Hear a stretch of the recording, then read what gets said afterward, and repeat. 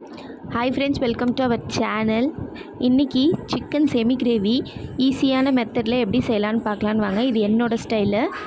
கடாய் எடுத்துக்கோங்க, அதில் 3 teaspoon oil சேர்த்துக்கோங்க. கடாய் காய்ந்த உடனே நெக்ஸ்ட்டு அதில் பட்டை, கிராம்பு, கொஞ்சமாக சோம்பு, அப்புறம் பிரியாணி இலை கொஞ்சம் சேர்த்துக்கோங்க. அது நல்லா பொரிஞ்சு வந்த உடனே அதில் 3 பச்சை மிளகாய், கருவேப்பிலை சேர்த்துக்கோங்க.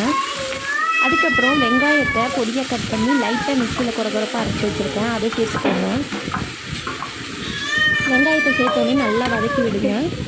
அதில் கொஞ்சம் தூள் உப்பு லைட்டாக சேர்த்துட்டா வெங்காயம் நல்லா வதங்கி வரும். வெங்காயம் லைட்டாக வதங்கி வந்ததுக்கப்புறம் தக்காளியும் அதே மாதிரி பொடியாக கட் பண்ணி மேஷ் பண்ணி வச்சுருக்கேன், அதையும் சேர்த்துக்கோங்க.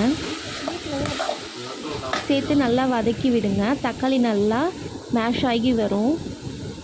அந்த டைமில் இஞ்சி பூண்டு பேஸ்ட்டு ஒரு 3 டீஸ்பூன் சேர்த்துக்கிறேன்.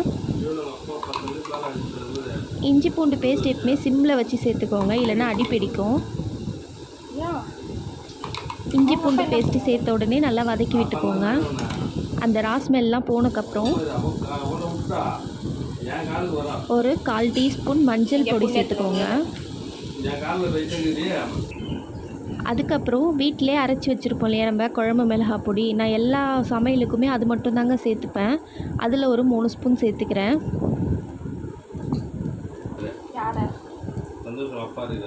அப்புறம் ஒரு ஸ்பூன் தனி மிளகாய்த்தூள் சேர்த்துக்கிறேன். இதுவும் நான் வீட்டிலே ரெடி பண்ணது தான்.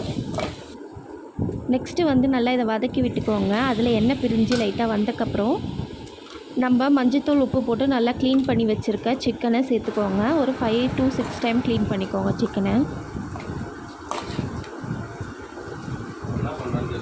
சிக்கன் சேர்த்துட்டு நல்லா பரட்டி விடுங்க. சிக்கனில் இருக்க தண்ணியெலாம் கிரேவி நிற்கும்.